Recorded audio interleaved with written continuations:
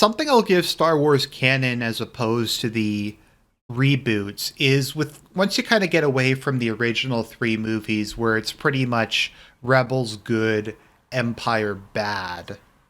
There starts to be quite a bit of ambiguity. And while generally speaking, I'd say the Empire's normally the bad guys and the older New Republic are generally speaking the good guys, even within the prequel movies, you do see a lot of candidness, I guess, about the strengths and weaknesses of each different system. While generally speaking, I think George Lucas and the authors think the Old Republic was better than the Empire that came after it. They're very candid in the prequels that it's corrupt, incompetent, incapable of acting in the public, the greater good, that sort of thing. And Palpatine is presented as being a logical solution to that problem. It doesn't come out of nowhere. It's not just necessarily centralization for centralization's sake. There is specific historical forces that gave rise to Palpatine's seizure of power.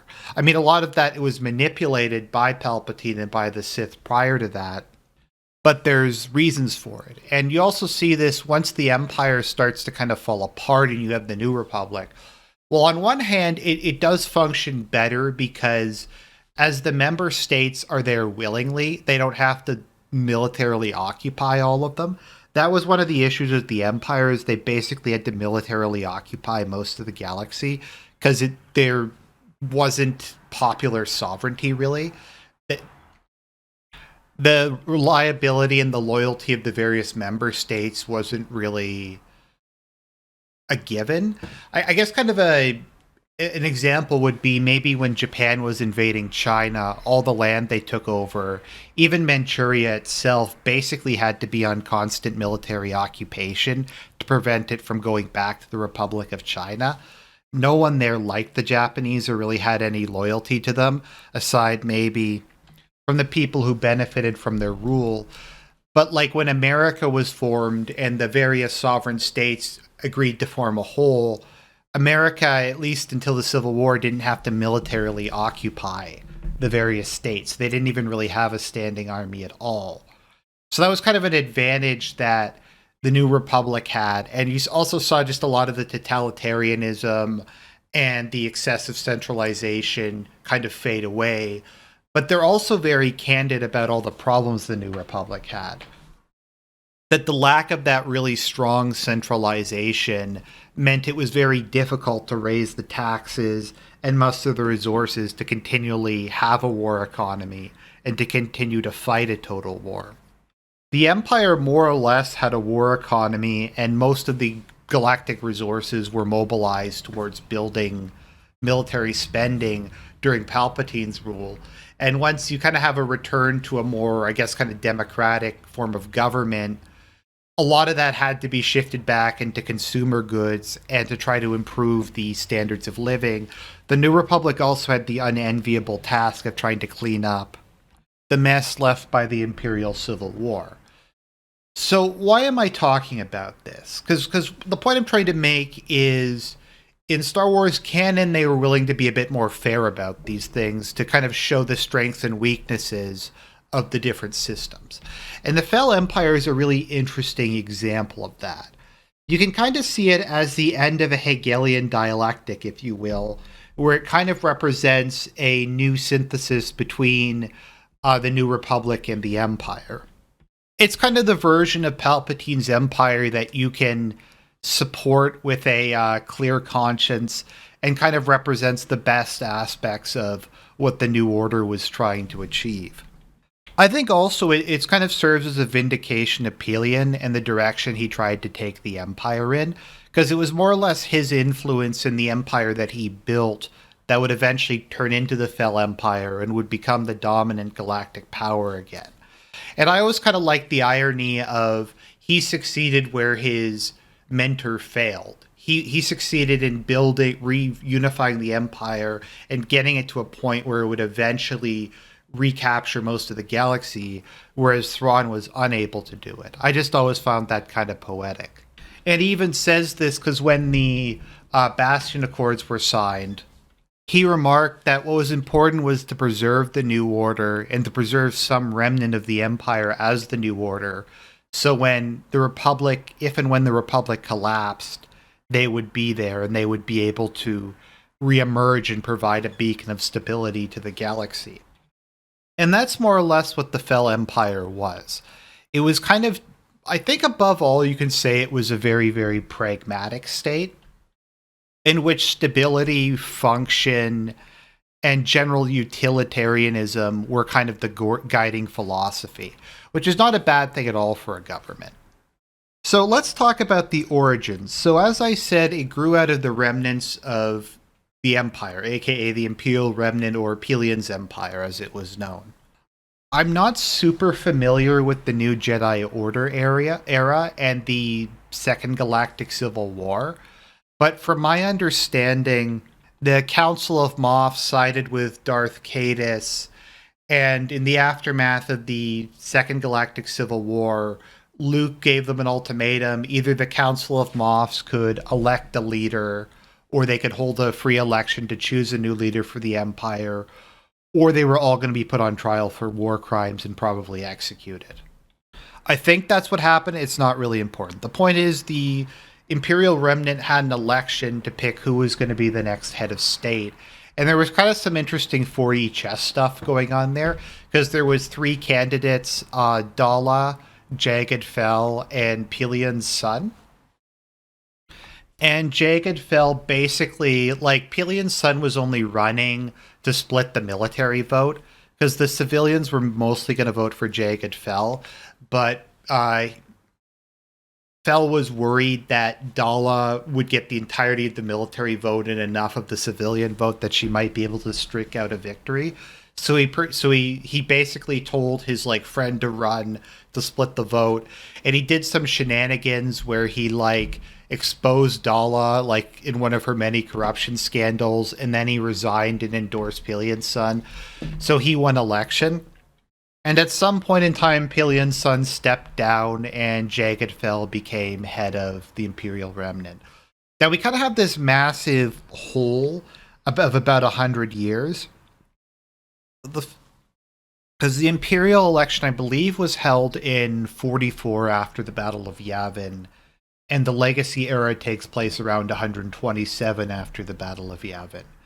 And the ruler at the time, Roan Fell, is the third Fell Emperor. So we don't really know what happened in between there, but at some point, Jagged Fell had himself crowned Emperor. Now, the really cool thing about the Fells is the wife of Jagged Fell was Jania Solo, or the daughter of Han Solo and Leia Organa Solo. So she married Jagged Fell, which meant that the Fell dynasty was descended from both the Solos and the Skywalkers. So as Skywalkers, they all inherited the family's incredible force powers. So the second and third, and eventually Marissa Fell, the fourth emperor, all were force users, which is pretty based. So they had literally a dynasty of force users who ruled the empire. And it's kind of funny because by 44 ABY, if you think about it, Palpatine ruled for what, like 15, 16 years or something. It had been the so-called empire had been in an interregnum significantly longer than it had an actual emperor. So it was like a monarchy that was mostly in a regency. As a side note, I always got kind of a Horthy vibe from Thrawn, because he's like a grand admiral who takes over the remnants of an empire and kind of takes the position of regent, like it stays a monarchy, but he doesn't become the formal monarch. Anyways, just a side note. So the Fell Empire evolved from the Imperial Remnant under a series of incredibly competent, very pragmatic emperors. So, more or less, the ideology of the Fell Empire was the new order with a personal face, which, yes, is a reference to socialism with a human face in communist Czechoslovakia. The idea being that it wasn't enough for the empire to simply assert the superiority of the new order. they had to demonstrate it through good government, through high standards of living, through acts of benevolence, and a general lack of corruption. So we kind of see a shift in focus from viewing power as just being something to be wielded and power for power's sake to kind of more of a concept I would almost call the Fell Empire, at least from what I've read about it. And one of the issues we have with Legacy Era is Legacy Era started, I believe, in like the late 2000s, like 2006. And they were going to do a whole other run on it. And there was all this stuff that was going to be put out. But it was going to start in 2013. And Disney shut the whole thing down and destroyed all evidence that existed. So, like, we were going to have a new plot line that took place the farthest in the future. Because it ends after Darth Crate, which we can talk about some other time in, like, I don't know, 143 ABY or something, and they were going to do a new plot line, but Disney canceled that, and they canceled, obviously, any further development of the Legacy Era. Anyway, so from my understanding, the Fells embraced more of a Mandate of Heaven type idea, that so long that the purpose of the Fell Empire was to bring order and justice to the galaxy, and so long as it did that and it fulfilled its stated purpose, then that was a good thing. And maybe to try to explain this concept a bit more, let's talk maybe a bit about the Imperial Knights. So, the Fell Empire developed its own version of the Jedi, known as the Imperial Knights. Now, the Imperial Knights are interesting because they are Force users. Interestingly enough, they're light side Force users. Although it's a little weird because they specifically forswore using the dark side of the Force, like they regard it as being evil, they regard it as being unacceptable to use. There's even a standing order among the Imperial Knights to neutralize or kill anyone who falls to the dark side, even the Emperor, because all Emperors after Jagged fell were fully trained Imperial Knights because they were Force users. And I believe in the Roan Fell and Marissa Fell served in the Imperial Knights while their father was still in power as kind of a way of gaining experience. And for no other reason than it's cool to have an emperor who's also a Force-using, lightsaber-wielding knight.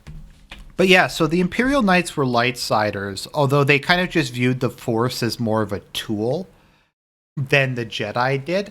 They weren't as scholarly or as introspective. They tended to view it more as a practical reality. So they would use, I guess, what you could consider to be neutral Force powers, or they'd use the Force, the light side of the Force, in more of a, I guess, kind of a direct way, maybe a way a Jedi didn't like.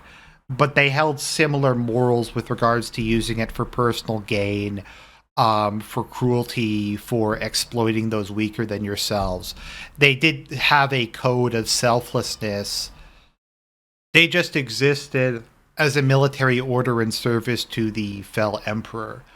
Now, the interesting thing about it is, from the reading I was able to do, they technically held the Force as being their highest loyalty, even above the Emperor, but the Emperor was seen to govern by right of the Force. So I don't think he took this title, but you know how sovereigns say by the grace of God or by the grace of heaven or whatever, depending on the religion of the country. You could say it's by the will of the Force. And the idea was if the Emperor ever fell to the dark side, the Imperial Knights would convert him back or depose him or kill him. But there was a general agreement, we don't want to go back to Palpatine, we don't want to go back to Darth Caedus, we don't want to go back to Lumaya. So they were firmly lightsiders. The other kind of interesting thing about the Imperial Knights is while all of them used lightsabers, they also used all kinds of other stuff. They used blasters, they used tanks, they used starfighters. Lightsabers were only one of many weapons. They were fully trained in all kinds of different combat. So I'd imagine they wouldn't be quite as good at dueling as Jedi would be, but they'd be much more flexible. I guess you could kind of see them as a bit of a cross between Imperial Guard and Jedi, which I guess is kind of close enough to what they were. But I think that kind of summarizes to a certain extent the Fell Empire's philosophy is to kind of just take what works and run with it. The actual government itself is kind of interesting. So you had an emperor. Now, the Fell Empire, the emperor had executive power. He wasn't technically an absolute monarch, though, in the same way that Palpatine had been. He was to a certain extent subject to the Council of Moffs, and we'll talk about the maybe the Sith Imperial War at some later date, but he was actually overruled at one point when the Moffs began a cataclysmic war that would see the galaxy united once more. Once again, I don't entirely understand how Moffs are appointed. I've looked this up in the past. I'm not sure if the Emperor appointed them, or if the Council of Moffs did, or if there was some sort of committee at the sector level that did. I'm also not really sure how it happened during the Imperial Remnant. But there were Moffs at the time. The Council of Moffs, I think, was only like 6 people. So I don't really understand how it works, but there was a Council of Moffs. One of them was actually a non-human, a Chiss. Although the position of near humans within the Near Order is always kind of ambiguous. So maybe let's talk about that next. So the Fell Empire did claim the doctrine of the New Order. They had loosened up a lot since the area of Pelion. I've read conflicting things as to how much they held to human high culture or human centrism. My understanding is that they were mildly human centric, but nothing like what you saw under the Empire. Like, I think probably the official state line was that human high culture was superior, but there wasn't any particularly strong discrimination against non-humans. Like, in the Fell Empire, you did have non-human stormtroopers, for instance, and you had non-human Imperial Knights. And I think it was somewhat less patriarchal than how the Empire functioned, but still, it was still quite conservative in a lot of ways, at least compared to whatever the New Republic was at the time. It went through a lot of different iterations. The Fell Empire itself emerged at kind of an interesting time in galactic history. It was in the aftermath of the cataclysmic Yuzon Vong War and the Second Galactic Civil War. And basically, there had just been a series of just total shit show wars for like the last couple decades or whatever. And it kind of emerged as being the most coherent, unified, and efficient political entity. So, like, over the course of the Yuzon Vong War, the Imperial Remnant picked up a lot of star systems, a lot of ones that had just been devastated, or the New Republic and later the Galactic Alliance had more or less abandoned a lot of areas or couldn't control them. So the Imperial Remnant gobbled up a lot of territory. Also, the Imperial Remnant was not nearly as devastated, largely because of how fortified it was and how it wasn't the Vong's main target. And they continued to pick up more and more star systems as time went on. A lot of this was due to the Victory Without War program, which was a joke I think Han Solo made, but Jacob Fell decided to adopt. So Victory Without War led to the founding of the Imperial Mission. So the Empire funded massive foreign aid efforts, where Imperial missions would open on a lot of planets throughout the galaxy, particularly those that had been had been destroyed by the Yuzon Vong, but also on planets with large poor populations. And they would do general charity stuff, food, clothing, probably job training, that sort of thing. But they would also spread Imperial culture. And so they would start building up a sizable group of Imperial supporters on various planets through the Imperial missions in the Victory Without War. And then they would start to agitate for their planet or their system to join the Fell Empire. And in a lot of cases, planets would just rejoin because they did so much to help them rebuild in the aftermath of one of the various galactic conflicts. And so by the time that the Legacy era takes place, the Fell Empire is at least equal, if not more powerful, than whatever the current Republican government is. I have to do more research before I do a video on the Galactic Federation because it's really, really complicated. But yeah, generally speaking, things just function pretty well. There was relative freedom of speech and of the press. I think it's kind of like maybe like Franco with Spain or something, or one of the less kind of oppressive dictatorships where if there was like people who were attacking the emperor or directly or fomenting treason or sedition, they would probably the Imperial Knights would probably go and shake them down. But generally speaking, there was relative freedom in it compared to the totalitarianism of the Empire and the Imperial Remnant. I have to do a separate video on the one Sith because it deserves its entire own sci-fi pulsi. But basically, there was a Sith Lord called Darth Krayt who had 130-year long plan to cure the common cold. And despite being born before the Clone Wars, he like used hibernation and a bunch of stuff to somehow survive until like 140 after the Battle of Yavin.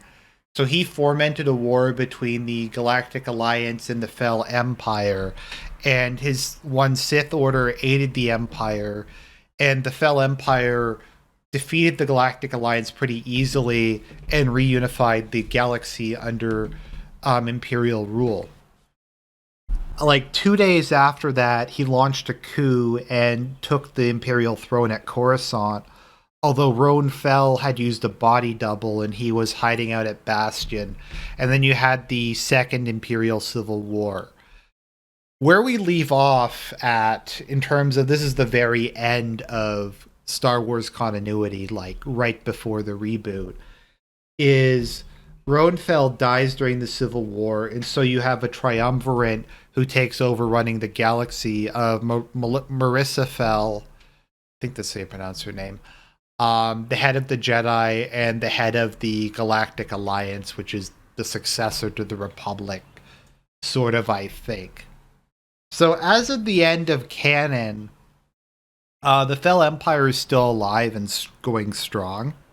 It's too bad that we aren't going to get any more development because it was a very interesting concept to kind of create a version of the Empire that was a lot more sympathetic and a lot more likable, and to kind of see it take it in this direction. But like I said, canon was officially ended when they rebooted the series. So the Fel Empire was replaced by the First Order. And I think we can all agree that the First Order is a big improvement because rather than having this interesting mixture of authoritarianism and democracy and like this new political synthesis that emerged as a response to a lot of the different needs of the galaxy at the time, we have an order of super evil people who may or may not have been led by Palpatine and get defeated off screen at the end of the last reboot movie. So I think it was probably a good idea to can this, because this was like, this took too much thought, and I haven't read the Legacy Era. I need to at some point. There's a lot of Star Wars stuff to read, okay? There's a lot. So I finally did the video. People have been asking me to do this one for a long time. I don't deliberately not do things. It's just stuff like this takes a lot of research. And I know it doesn't necessarily look like it does because I'm just using a still image, but I do like a lot of like notes and stuff. And I kind of have to have it organized and that sort of thing. And there's quite a bit of reading that like goes into piecing all of this together. And then I try to put my own spin on it to kind of harmonize it. At any rate, I hope you enjoyed the video. God bless. I will do one Sith at some point in time. I just need to do some more reading before that.